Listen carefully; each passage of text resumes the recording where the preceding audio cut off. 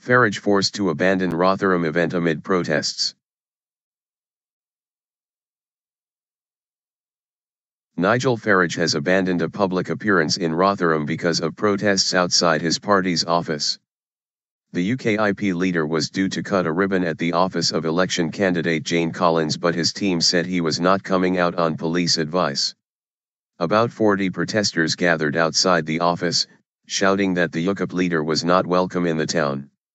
Mr. Farage accused trade unions of funding undemocratic and anti-British protests to stop UKIP speaking.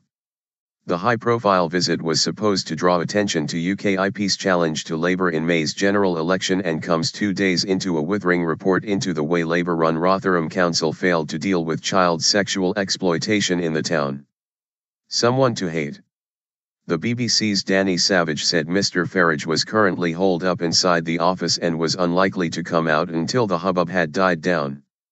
Mr. Farage told the BBC's Daily Politics that he had run the gauntlet of similar protests across the UK, suggesting protesters needed someone to hate now that the BNP had faded as a political force.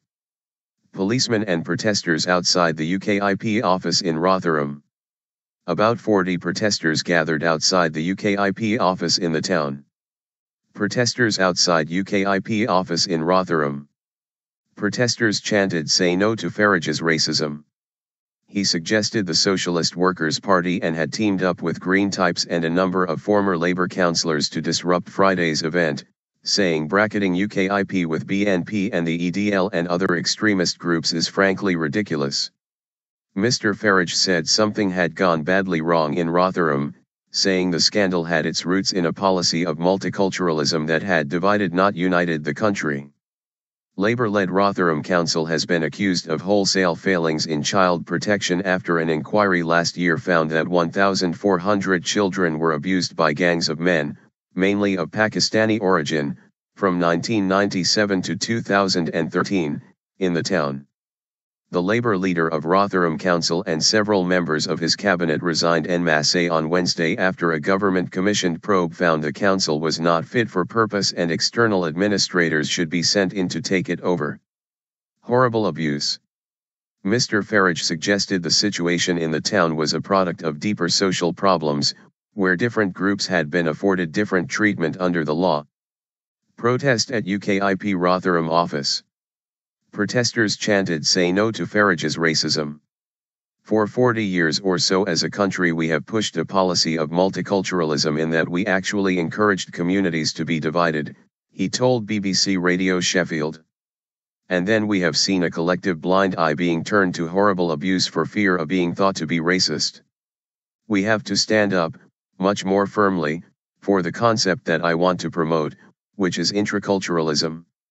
We respect there are different languages and different cultures, but we have to live together under one rule of law.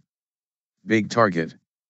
Change was needed to ensure everyone was treated equally under the law, and the police and social services and everybody else were told not to bend the rules and shape the law for different communities.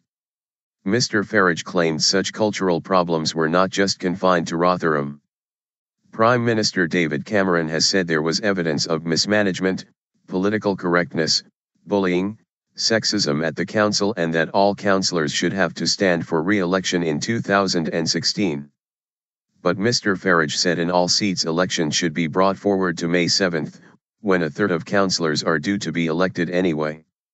Re-elect the lot on May 7 and give people the opportunity to say something. I don't see why the people of Rotherham should not have the opportunity to have their say. UKIP is already the official opposition on Rotherham Council, having won 9 seats at last year's council elections. Mr. Farage said Rotherham was now a very big target for his party in May's general election and rejected suggestions he was using the scandal for his own political benefit.